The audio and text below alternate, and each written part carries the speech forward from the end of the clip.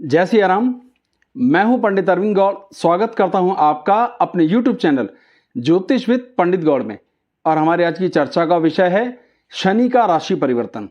शनि 29 अप्रैल 2022 को अपनी राशि बदलेंगे और मकर राशि से कुंभ राशि में प्रवेश करेंगे। तो चर्चा ये है कि उसका हर लग्न पर क्या प्रभाव पड़ेगा। ये एक थोड़ा सा डाउट रहता है कि भाई राशि से देखेंगे लगन से देखें। ये अधिसंख्य लोग राशि से कहते हैं, आप लगन से कहते हो, तो राशि से भी देख सकते हैं। लेकिन आमतौर पर मेरा ऐसा अनुभव है कि लगन से उसके परिणाम ज़्यादा अच्छे देखने में आते हैं। आप जैसे चाहें देख सकते हैं। तो सीधी सीधी बात करते हैं, घुमा फिरा के कुछ नहीं। तो किन के लिए अच्छा है, किस तरह अच्छा है, क्या उसमें लाभ हो सकते हैं, और जिनको अच्छा नहीं है उनके लिए क्या उपाय करने चाहिए, समय समय पर बीच बीच में सारी बातें बताता चलूंगा। तो शुरुआत करते हैं मेष लग्न से या राशि से, जैसा आप देखना चाहें।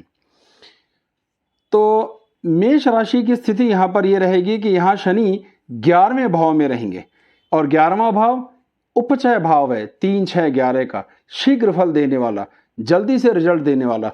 तो ये अच्छी स्थिति है। 11वां भाव आमदनी का है, तो इनके लिए आमदनी के नए रास्ते, नौकरी मिलने की संभावना, इनकम इंप्रूव होने की संभावना देखने में आएगी। शत्रु घटेंगे, कर्जों से थोड़ी राहत मिलेगी, स्वास्थ्य लाभ होगा। लेकिन थोड़ा सा नुकसान ये देखने में आ सकता है कि पुरानी समस्याएं सॉल्व हुई हेल्थ की, लेकिन कुछ नई समस्याएं भी देखने में आ सकती हैं, बहुत छोटी मोटी। तो ये दृष्टि का प्रभाव होता है। तो आमदनी को लेकर के बहुत अच्छा, इसलिए ऑन दी होल ये पूरा रिजल्ट मेष के लिए अच्छा है। लेकिन कहीं ना कहीं वो कुछ कड़वा असर करता है। कहाँ करता है उसकी चर्चा, थोड़ी सी माइनर स्वास्थ्य, आपकी सेहत, आपके हाथ पैरों में दर्द की शिकायत हो सकती है, बहुत माइनर फीचर। आप अगर विद्यार्थी हैं तो आपकी एजुकेशन में कंसंट्रेशन थोड़ी डाइवर्ट हो सकती है।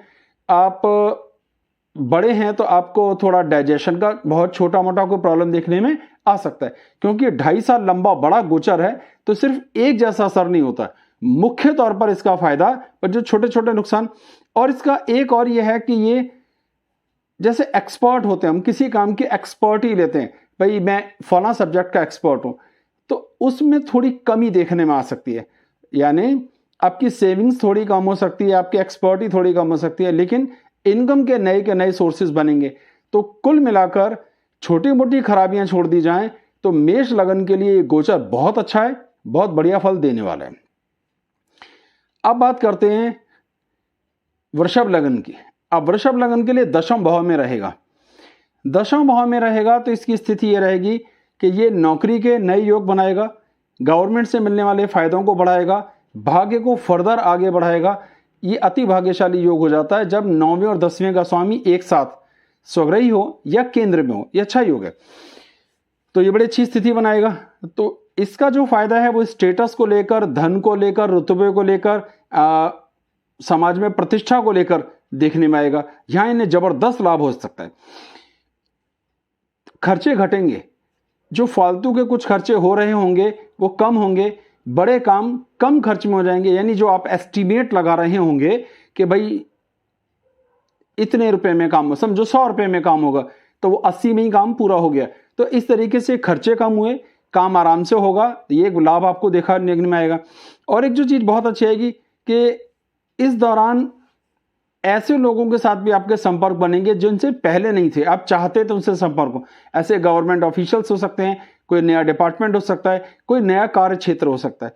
थोड़ा बहुत खींचतान हल्का फुल्का देखने में आ सकता है वैवाहिक जीवन में, और थोड़ा सुखों की कमी। अब इसमें दुख नहीं है, कोई सुख की कमी महसूस करना, काम बढ़ गया है, प्रेशर बढ़ गया है, टाइम पर ऑर्डर देना है, एग्जाम्स की तैयारी करनी, इस तरीके से प्रेशर थोड़ा सा बना रहेगा, अनईजी फील कर सकते हैं। लेकिन कुल मिलाकर के ये स्थितियां बिल्कुल ठीक हैं, किसी तरह की कोई खराबी, कोई परेशानी यहाँ पे नहीं होगी। मिथुन की बात करते हैं। मिथुन के लिए भी ये गोचर बहुत शुभ फल देने वाला है। 9वें भाव में बैठेगा, जो धर्म का, भाग्य का घर है, पिता के सुख का घर है। स्थितियां अच्छी हैं। देखिए अमूमन अगर ये कुंभ राशि में नहीं होता, स्वग्रही नहीं होता, तो 9वें घर में आमतौर पर इसका गोचर अधिक शुभ फल देने वाला नहीं होता, समझिए इस बात को। लेकिन क्योंकि सारे गोचर पे एक जैसे नियम नहीं हो सकते, और इस बार की स्थिति यह है कि यहाँ पर ये स्वग्रही स्थिति में है, मजबूत स्थिति में है, इसलिए ये शुभ फल देगा। अगर ये सिंह राशि में होता, मेष राशि में होता, तो 9वें भाव के गोचर में शुभ फल नहीं देता। तो ये बात भी समझनी बहुत जरूरी है कि हर बार गोचर एक जैसा नहीं हो सकता, उसकी अपनी स्थिति को भी ध्यान में रखा जाता है। तो बहुत अच्छा है मिथुन के लिए, भाग्य की वृद्धि जबरदस्त होगी, ज्ञान की वृद्धि होगी, पढ़ाई लिखाई से संबंधित फायदा होगा, संतान का लाभ होगा, संतान का दादा दादी बनने का भी मौका इस दौरान देखने में आ सकता है। तो भाग्य की वृद्धि में ही बहुत कुछ छुपा है। सेविंग्स इंप्रूव होने का योग बहुत अच्छा बनेगा। ठीक है, आपकी इनकम में कोई विशेष इजाफा तो नहीं होगा, लेकिन कुछ मौके जरूर मिलेंगे। आपके विरोधी जो आपका साथ नहीं देते, आपके पीठ पीछे आपकी बुराई करते हैं, उनके साथ भी तालमेल और एडजस्टमेंट का योग होगा और शत्रुओं पर आपका दबदबा बनेगा। आप शत्रुओं को समझा सकोगे, मना सकोगे या धमका सकोगे, जैसे मर्जी कर लीजिए। तो मिथुन के लिए भी ये गोचर निश्चित रूप से फ्रूटफुल है, स्वग्रही होने के कारण ज्यादा फ्रूटफुल है। अगर ये कमजोर राशि में होता तो उतना अच्छा नहीं होता। तो ये एक अच्छी स्थिति यहां पे देखने में आती है। अब बात आ जाती है कर्क लगन की। अब कर्क लगन की स्थिति है कि अष्टम भाव में गोचर करेगा और सप्तम भाव का भी स्वामी है। वैवाहिक जीवन के हिसाब से बहुत अच्छा नहीं, वैवाहिक जीवन के साथ ससुराल पक्ष से बहुत अच्छा नहीं, रोजमर्रा की आमदनी के लिए भी बहुत अच्छा नहीं है। जमा पूंजी घटेगी, पैसे जो आपके पास इकट्ठे आपने किए वो कम होंगे, ऐसा देखने में आएगा। और साथ साथ ये भी होगा कि भाषा की खराबी देखने में आएगी, आंखों की थोड़ी बहुत तनाव देखने में आ सकते हैं, उसके लिए तैयार रहना है। और संतान के साथ भी तालमेल को दिक्कत देखने में आ सकती है। अगर आप पढ़ रहे हैं, आप अपनी एजुकेशन ले रहे हैं, तो आपको अपनी पढ़ाई में डिस्टर्बेंस होता हुआ दिखाई इस दौरान दे सकता है। ये स्थितियां भी देखने में आएंगी। तो घुमा फिराकर ऐसा लगभग कोई पॉइंट नहीं, ऐसा नहीं है कि बहुत नुकसान हो जाएगा, लेकिन फिर भी ये गोचर कर्क के लिए कोई बहुत अच्छा शुभ फल देने वाला नहीं है, इसको ज्यादा आनंद नहीं आएगा। अब बात करते हैं सिंह की। अब सिंह के लिए भी ये कारक भी नहीं है, बुरा भी है, शुभ फल भी नहीं देगा। और बैठा तो सप्तम में, गोचर में राजयोग का भी निर्माण कर रहा है, शशक महायोग का, फिर भी इसका बहुत अच्छा रिजल्ट नहीं आएगा, क्योंकि लगन पर इसकी पूरी दृष्टि जो आएगी वो शत्रु दृष्टि आएगी और छठे भाव का ये स्वामी है। तो वैवाहिक जीवन में तनाव, खींचतान, लड़ाई झगड़ा देखने में आ सकता है। जीवन साथी के स्वास्थ्य की जबरदस्त परेशानियां देखने में आ सकती हैं, भाग्य की कुछ कमी देखने में आ सकती है और सुखों की कमी देखने में भी आ सकती है। तो सारे ही मुद्दे थोड़े गड़बड़ हैं, तो अधिक सावधानी की आपको जरूरत पड़ेगी। तो कर्क और सिंह वाले क्या करना चाहिए आपको? भैया आपको चाहिए कि आप शनि के बीज मंत्रों का जाप करें, हनुमान जी की पूजा अर्चना करें, यही सबसे आसान है। दान दक्षिणा, कुछ चीजें दान में देना भी बड़ा शुभ है, देना चाहिए, इससे लाभ आपको देखने में आ सकता है। कन्या लगन के लिए अच्छा है। जर्नली उपचय भाव तीसरे, छठे और 11वें भाव में जब गोचर होता है पापी ग्रहों का, तो वो शुभ फल देने वाला समझा जाता है। छठा घर होता है शत्रुओं पर दबदबा बनाने का, कब्जा करने का, संभाल लेने का, शत्रुओं को समझा लेने का। अब सोचिए आपके शत्रु नहीं रहे, वो भी आपके मित्र हो जाएं, उनसे पुराने झंझट सॉल्व हो जाएं, ऐसी चीजें जो शत्रुओं के कारण नुकसान हो रहे थे वो रुक गए, तो आप ही का लाभ हो रहा है सारा। तो ये बहुत अच्छी स्थिति है।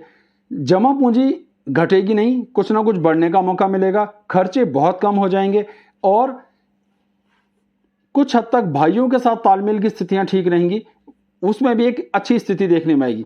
तो लमसम ये हुआ कि आपके पास कमाने का मौका मिलेगा, आगे बढ़ने का मौका मिलेगा, बीमारियां कंट्रोल होंगी, शत्रु दमन करने का मौका मिलेगा, पुरानी पेमेंट्स, पुराने झंझट सॉल्व करने का मौका मिलेगा, तो और आपकी सेविंग्स इंप्रूव होंगी। हर लिहाज फायदेमंद है, ऐसा मोटे तौर पर कुछ भी नहीं है। खर्चे भी घटेंगे, फिर भी थोड़ी बहुत हेल्थ इश्यूज देखने में आ सकते हैं, जैसे पैरों में दर्द या जॉइंट्स पेन देखने में आ सकता है।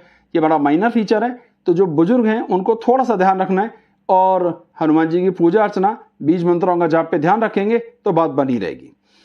अब बात आ जाती है तुला लगन के साथ से। तुला लगन के लिए बहुत अच्छा है, केंद्र त्रिकोण का योग बना रहा है और स्वग्रही स्थिति में।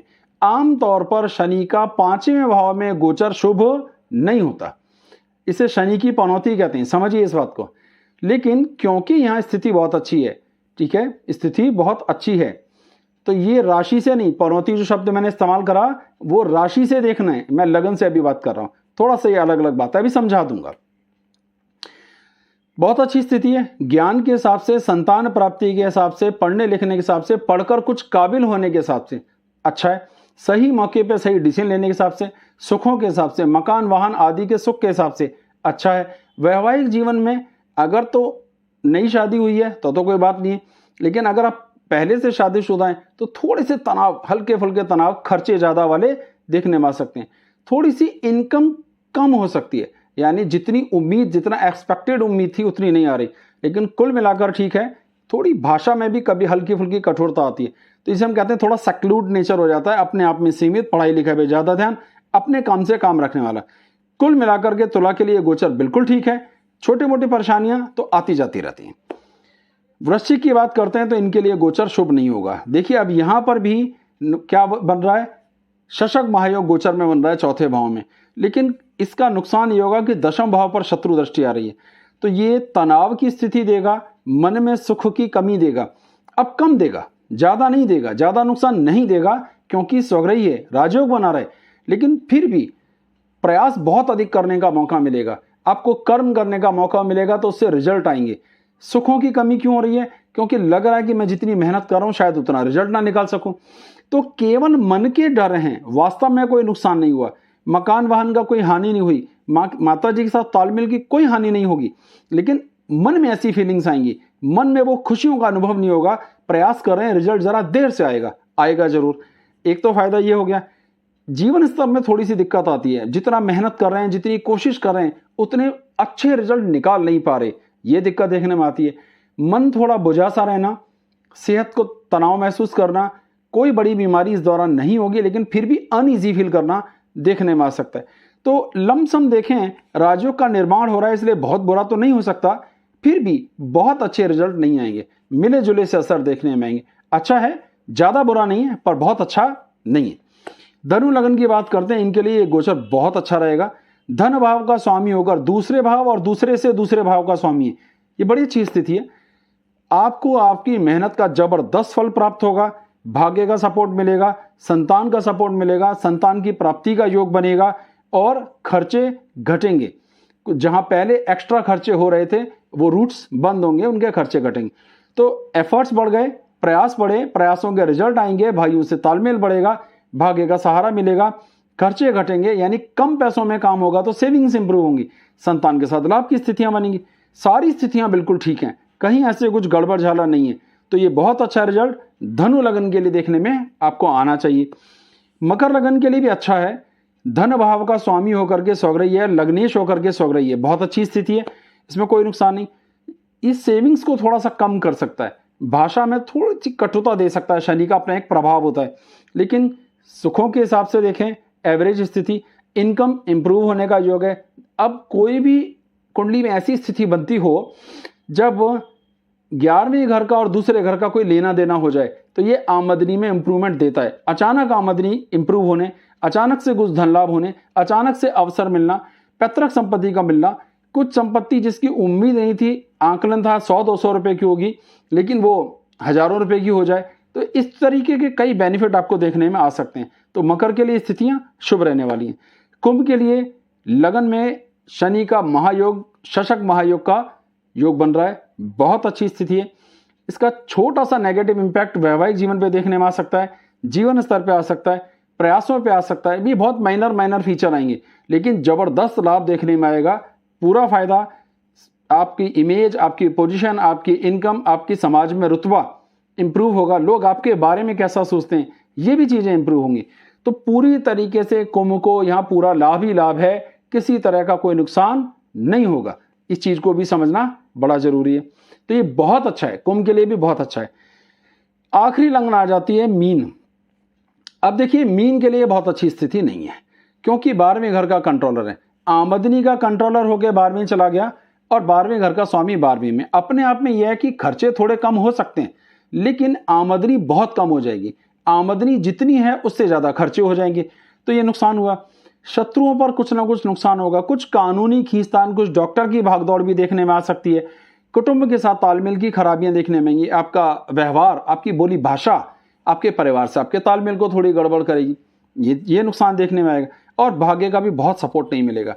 कुल मिलाकर उसे 12वें घर में स्वग्रही होने का एक जो योग है वो तो मिलेगा, लेकिन ज़्यादा नहीं। तो बहुत अच्छी परफॉर्मेंस नहीं कही जा सकती, ये परफॉर्मेंस आएगी खराब। ये सारी चीज़ें लगन के हिसाब से थी। आपको उपाय क्या करने उसकी चर्चा फिर से कर देता हूँ। हनुमान जी की पूजा अर्चना, शनि के बीज मंत्रों का जाप कर सकते हैं, शनि के लिए कुछ दान भी दे सकते हैं, सरसों का तेल छायादान किया जा सकता है। अब राशि के हिसाब से कुछ चर्चा करते हैं कि देखिए, अगर हम इसे कुंभ राशि आपकी चंद्र राशि के हिसाब से लें और उसे उस लिहाज से देखें तो इसका क्या प्रभाव आएगा हर एक राशि के लिए। तो जिस राशि में जाएगा ये कुंभ में, पहले कुंभ को ले लेते हैं, तो मकर, कुंभ और मीन राशि पे 7.5 शनि बनाएगा। ठीक है, उन पे तो 7.5 का प्रभाव आ गया। अब एक और राशि ले लेते हैं, जिन 2 राशियों पे ढैया शनि बनाएगा उनका नाम है वृश्चिक और कर्क। इन 2 राशियों पर ढैया शनि। तो देखिए 3 राशियां, कुंभ से पिछली, कुंभ से अगली, कुल मिलाकर 7.5, 3 राशियों पर 7.5 हुआ। राशि के हिसाब से देखते हैं तो कर्क राशि और वृश्चिक राशि पर भी ढैया शनि आया, 5 राशियां हो गई। वृषभ राशि, सिंह राशि और वृश्चिक राशि पर कंटक शनि भी बनेगा, क्योंकि जहां शनि बैठता उससे केंद्र में जो 4 राशियां आती हैं उन पर कंटक शनि का इफेक्ट आता है। ये सभी कुछ ना कुछ कड़वा प्रभाव देते हैं। और जिस राशि से 5वें घर में शनि का गोचर होता है, यानी तुला राशि से, उसे कहते हैं शनि की पनौती।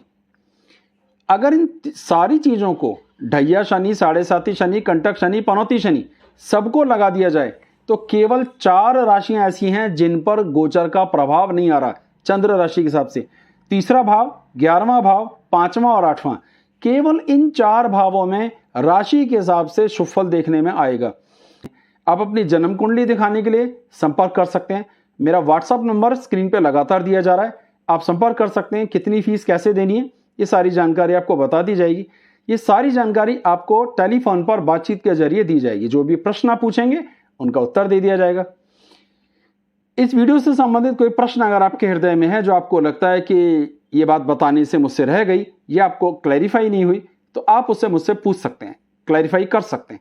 उससे जितनी मेरी सामर्थ्य है उसका आंसर देने का प्रयास करूंगा। बहुत बहुत धन्यवाद। जय सिया राम।